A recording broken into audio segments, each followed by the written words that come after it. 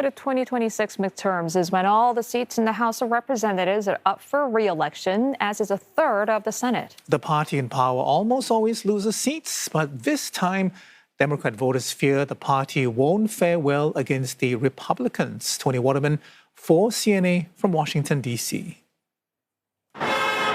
Every Tuesday morning, a dedicated group of protesters lines up along Scott's Circle, one of the busiest roundabouts in D.C.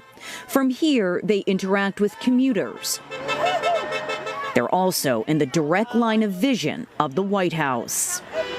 Well, I live in D.C., and D.C. has been where there's been occupation by federal forces that the D.C. people object to. So we want to show that we're not happy about the presence and generally what's going on in the administration. Some of them, I think more of them, are just the resistance to tyranny and rampant cruelty that this administration represents. But I do think that the Democratic Party is getting a signal from the streets. That signal, Jim Laudner says, is to fight harder. The party has floundered since Trump's election victory last November, paralyzed, says George Washington University professor Todd Belt, by a power vacuum and no coherent message. The Democrats are plagued by the fact that they really have no message other than "we're not Donald Trump." They need to listen, they need to fine-tune their message, and they need to promise a better future for Americans under their leadership than the president's, and they just haven't created that yet. There have been attempts with varying degrees of success.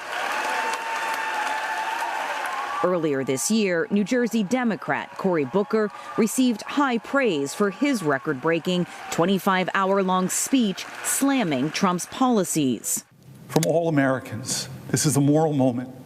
It's not left or right, it's right or wrong. On behalf of their health care. More recently, House Democratic leader Hakeem Jeffries did something similar.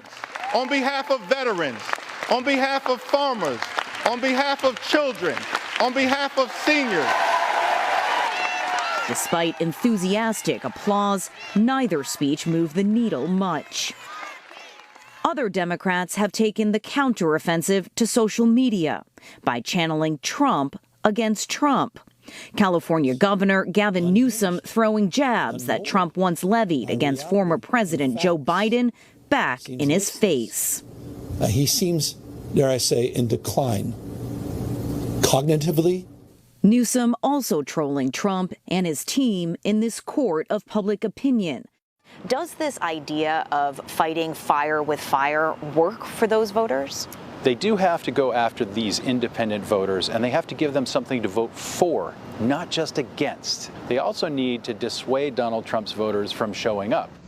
Democrats have notched up their biggest wins in the courts. Chicago has managed to keep National Guard troops at bay after a court blocked their deployment.